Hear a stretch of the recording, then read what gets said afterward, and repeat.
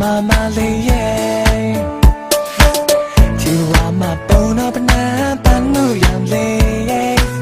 jidalan tamka tatane jizang kwa mindu nge chola ma de manjitu mama liye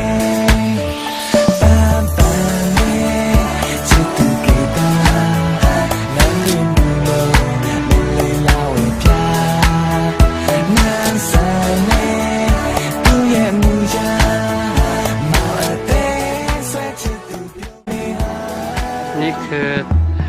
ชาวจากองที่ท่าขี้เหล็กนะครับก็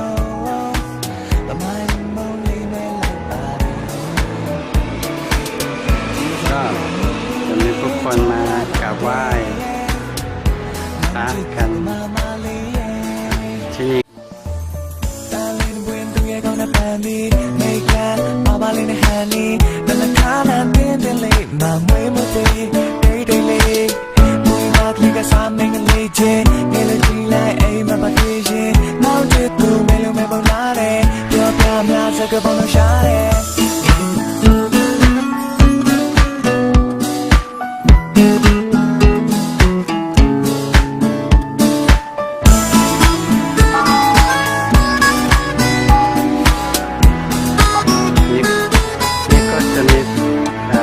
คนบริการให้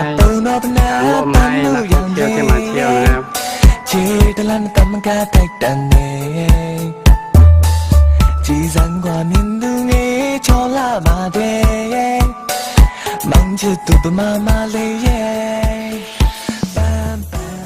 มายอง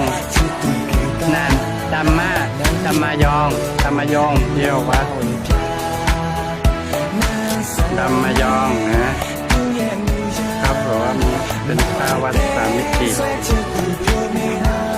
ก็เดี๋ยวจะเข้าไปดูนะวัดสามมิติยังไงอันนี้ก็คือด้านในของวัดธรรมโยงอันนี้ก็มีเป็นพระหยกนะครับพระหยกก็สวยงามนะครับ